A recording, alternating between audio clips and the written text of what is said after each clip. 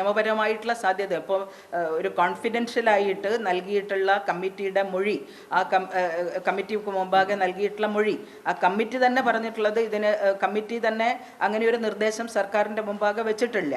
അപ്പോൾ തീർച്ചയായിട്ടും ഈ ഇതിൽ ഇൻവോൾവ് ആയിട്ടുള്ള ആളുകൾക്ക് അവരുടെ വ്യക്തിഗതമായിട്ടുള്ള വിവരങ്ങൾ, അവരുടെ പേര് പോലും അവർ ഇതുവരെയും പരസ്യപ്പെടുത്തിയിട്ടില്ല. ആർക്കെതിരായിട്ടാണോ പരാമർശങ്ങൾ ഉണ്ടായിട്ടുള്ളത്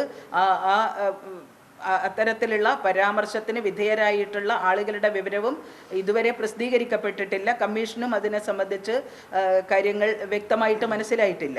തീർച്ചയായിട്ടും ഈ മേഖലയിൽ ഒട്ടനവധി പ്രശ്നങ്ങൾ ഉണ്ട് എന്നുള്ളതും ആ പ്രശ്ന പരിഹാരത്തിന് ആവശ്യമായിട്ടുള്ള നടപടികൾ സ്വീകരിക്കപ്പെടണം എന്നുള്ളതുമായിട്ടുള്ള കാര്യത്തിൽ യാതൊരു തർക്കവുമില്ല. അപ്പോൾ എന്ത് തരത്തിലുള്ള നടപടികളാണ്, പരിഹാര മാർഗങ്ങളാണ് തങ്ങൾക്ക് വേണ്ടത് എന്ന് ഈ മൊഴി നൽകിയിട്ടുള്ള സ്ത്രീകൾക്ക് തന്നെ പറയാവുന്നതാണ്. വനിതാ കമ്മീഷൻ ആഗ്രഹിക്കുന്നത് നല്ല ആത്മധൈര്യത്തോടുകൂടി അങ്ങനെ പരാതിപ്പെടാൻ ഏത് തൊഴിൽ മേഖലയിലുള്ള സ്ത്രീകൾ മുന്നോട്ട് വരണമെന്നുള്ളതാണ്. സിനിമാ മേഖലയിൽ മാത്രമല്ല, ഏത് തൊഴിൽ മേഖലയിലായി കഴിഞ്ഞാലും നിയമവിരുദ്ധമായിട്ടുള്ള കാര്യങ്ങൾ നടക്കുന്നുണ്ടെങ്കിൽ, സ്ത്രീത്വത്തിന് അപമാനിക്കുന്ന വിധത്തിലുള്ള കാര്യങ്ങൾ നടക്കുന്നുണ്ടെങ്കിൽ തീർച്ചയായും പരാതിപ്പെടാൻ ഇവിടെ നിയമവ്യവസ്ഥയുണ്ട്. ആ നിയമ സംവിധാനത്തിൻ്റെ ഭാഗമായിട്ട് ചെയ്യാൻ കഴിയാവുന്ന എല്ലാ കാര്യങ്ങളും അവരുടെ സ്വകാര്യത മാനിച്ചുകൊണ്ട് തന്നെ സ്വീകരിക്കുന്നതിന് വേണ്ടിയിട്ട് കഴിയും. ആ തരത്തിലുള്ള ഇടപെടൽ ഉണ്ടാവണം. ആത്മവിശ്വാസത്തോടുകൂടി സ്ത്രീകൾ മുന്നോട്ട് വരട്ടെ അവരുടെ പരാതിയുമായിട്ട് എന്നുള്ളതാണ്.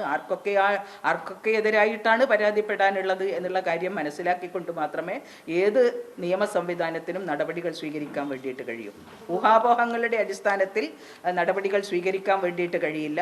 ഏതെങ്കിലും ഒരു വ്യക്തിയെ തേജോവധം ചെയ്യുന്നതിന് വേണ്ടിയിട്ടും ഈ ഊഹാപോഹങ്ങളുടെ അടിസ്ഥാനത്തിൽ കഴിയില്ല. കൃത്യമായിട്ടുള്ള പരാമർശങ്ങൾ ഉണ്ടെങ്കിൽ അത് പരിശോധിച്ചുകൊണ്ട് നടപടി സ്വീകരിക്കാൻ വേണ്ടിയിട്ട് മാത്രമേ നമ്മുടെ നിയമ സംവിധാനത്തിന് കഴിയുള്ളൂ.